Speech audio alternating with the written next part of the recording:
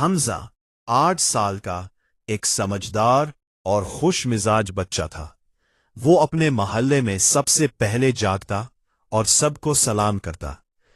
اس کی سب سے اچھی دوست تھی فاطمہ، جو 7 سال کی تھی اور بہت پیاری مسکراہٹ رکھتی تھی۔ دونوں کا ایک اور خاص دوست تھا، ایک ننھا سا بکری کا بچہ جس کا نام تھا عارف۔ عارف بہت معصوم تھا اور ہر وقت اچھل کود کرتا رہتا تھا۔ ایک دن محلے کے پارک میں بچوں کے لیے ایک چھوٹا سا کھیل کا میدان بننا تھا۔ سب بچے خوش تھے، مگر مسئلہ یہ تھا کہ جھولا ٹوٹا ہوا تھا اور کوئی اکیلا بچہ اسے ٹھیک نہیں کر پا رہا تھا۔ حمزہ نے کہا، اگر ہم سب مل کر کام کریں تو جھولا ٹھیک ہو سکتا ہے۔ فاطمہ نے خوشی سے کہا، ہاں، میں رسی پکڑوں گی۔ عارف نے میمیاں کر کے جیسے کہا، میں بھی مدد کروں گا۔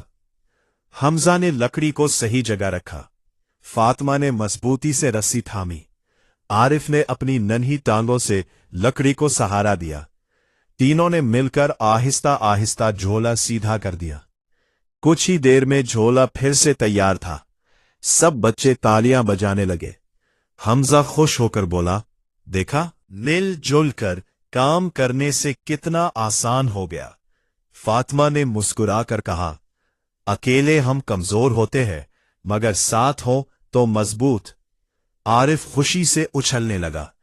اب سب بچے باری باری جھولا جھول رہے تھے۔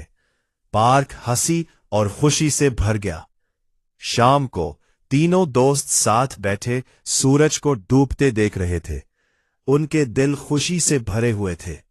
سبق: مل جل کر کام کرنے سے مشکل کام بھی آسان ہو جاتے ہیں اور دوستی مزید مضبوط ہو جاتی ہے۔